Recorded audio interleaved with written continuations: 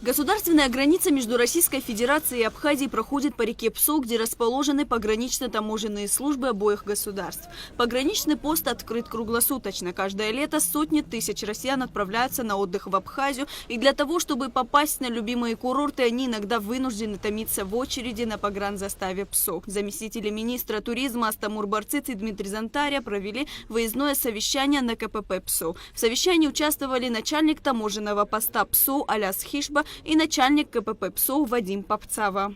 Встречаемся на приграничной нашей территории, на режимном объекте ПСО, где пересекают границу наши граждане, наши туристы, наши гости, которые к нам заезжают. И хотелось бы узнать, как обстоит сегодня обстановка, увеличение потока, снижение потока, как проходят экскурсионные автобусы, минивэны.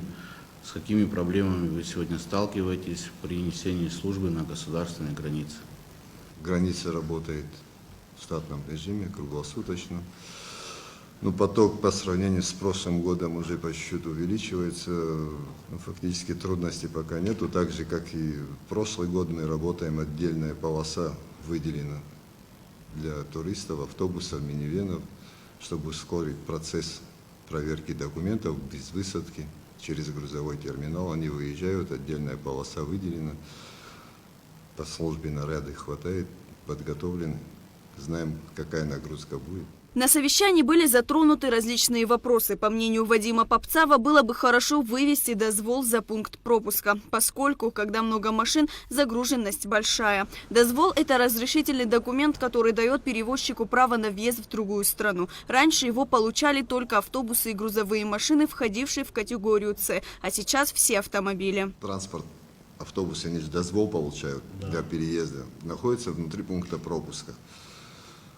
Бывает там одновременно, когда много машин, все-таки проблемно. Мы как-то говорили, раньше вообще, где золотой пост там где-то был, чтобы доступно было всем, и там есть кармашек, чтобы где останавливаться. У нас, исходя из того, что площадка небольшая. Так же было раньше. Да, там же и было, мы как-то предлагали, чтобы вытащить за пункт пропуска. Вот это именно дозвол должен. Все должны через грузовой ездить. У нас там получается и минивэн, и автобус, и грузовой транспорт. Из-за этого мы как-то хотели, чтобы доступно было. Тот же минивэн, если получит по дороге, он уже может по прямую выехать, дозвол. Ему не надо будет на грузовой заезжать. Мы собрали документы по экскурсионному автотранспорту абхазскому, который здесь зарегистрирован, который занимается перевозкой экскурсантов.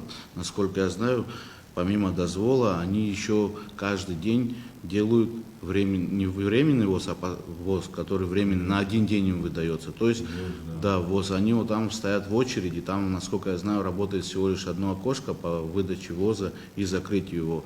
Мы вышли с предложением вместе с вашими коллегами, к вашим российским коллегам, чтобы нашему абхазскому автотранспорту экскурсионному сделать постоянный ВОЗ.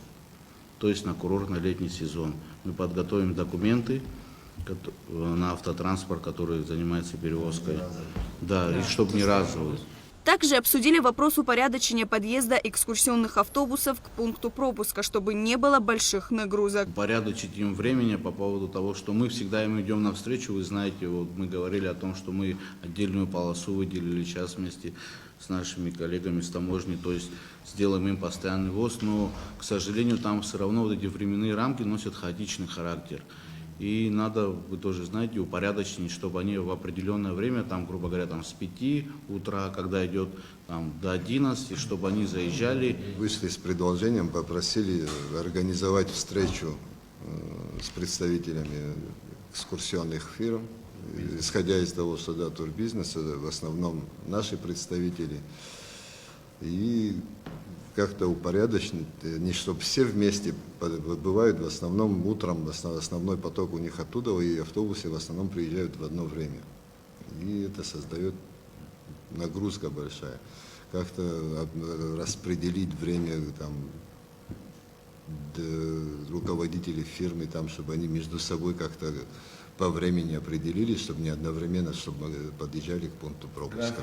График проезда по времени, чтобы создать. Обратный выезд, нагрузок нету, потому что уже не одновременно приезжают, там промежуток времени достаточно, выезд уже такие нагрузки нету. Вот утром самое главное, там с 5 часов утра до 12 часов дня основная нагрузка, и получается, что они в одно время и мимо туристического транспорта и также едет поток туристов, которые на своем транспорте, и нагрузка очень большая. После официальной части заместители министра туризма Стамур Барцис и Дмитрий Зантаря ознакомились с работой контрольно-пропускного пункта. Начальник КПП ПСО Вадим Попцава проинформировал о том, что в сравнении с прошлым годом поток пешеходов увеличился на 17% и транспортный на 12%. Ну, основная нагрузка приходится в основном утром при въезде туристических автобусов, потому что все они приезжают одновременно, а вечером уже намного легче, они прибывают в разное время.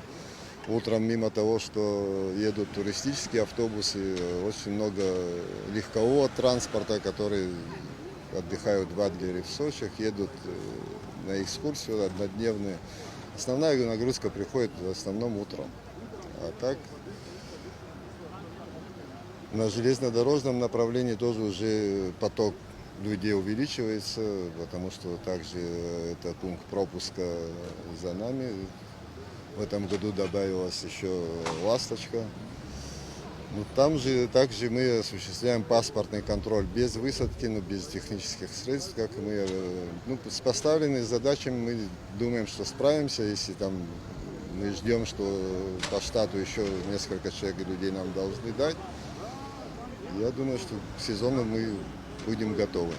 Основная проблема КПП – это нехватка кадров, отметил Вадим Попцава. Было бы хорошо, там, штаты, чтобы были увеличены для осуществления паспортного контроля и осмотра-досмотра. Но на данный момент то, что у нас есть люди, которые без высадки мы можем осуществлять паспортный контроль. Отдельный выезд организован, как и в предыдущие годы, для туристических автобусов. На въезд и выезд легкового транспорта на КПП работают два направления по 2 полосы. На паспортном контроле также работают 2 кабинки. В случае скопления очередей открываются дополнительные. К примеру, в прошлом году на пике сезона в сутки границу проходили до 66 тысяч человек и 12 тысяч транспортных средств. В этом году ожидается нагрузка не меньше, отметил Вадим Попцава. Сейчас в сутки на посту работают от 25 до 28 человек. Лаура Капш, Заур Кварча, Абхазское телевидение.